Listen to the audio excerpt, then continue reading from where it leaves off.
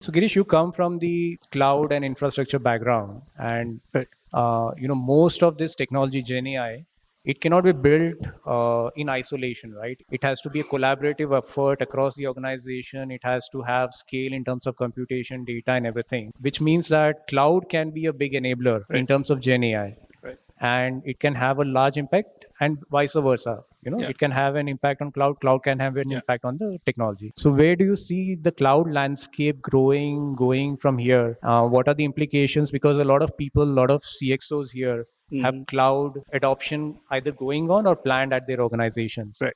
So how they should be thinking about cloud adoption and the technology? Sure. So cloud, as we know, right, it started 2006 probably, I think, when AWS started. And at the end of the day, what it enables you to do is get virtual servers. AWS took the virtualization technology, put it behind APIs, and now using APIs, you can get virtual servers. That's the compute part. And similarly, you do it for storage and network.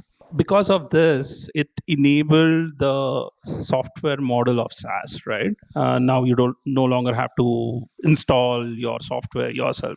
Just use a browser and use it and pay as go, right? That's the SaaS model. And this led to a lot of demand for a cloud, as we know.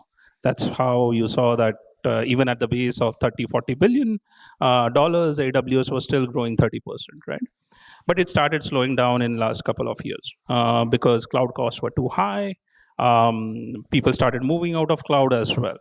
And then came Gen AI. What happens is Gen AI essentially runs on GPUs, as I just talked about it.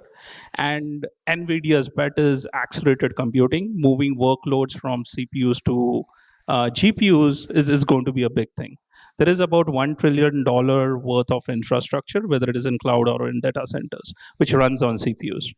And with Gen AI and the need for such massive compute is going to have an impact of moving towards this accelerated computing. And that's where everyone is betting on. So the way the impact is going to be is quantitatively. The next cloud growth is going to be fueled by these applications, because in the previous days, it was software which fueled that demand.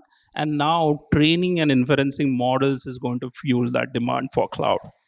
And that's the quantitative way. And another is a qualitative way, because now you see emergence of quite a bit of specialized cloud.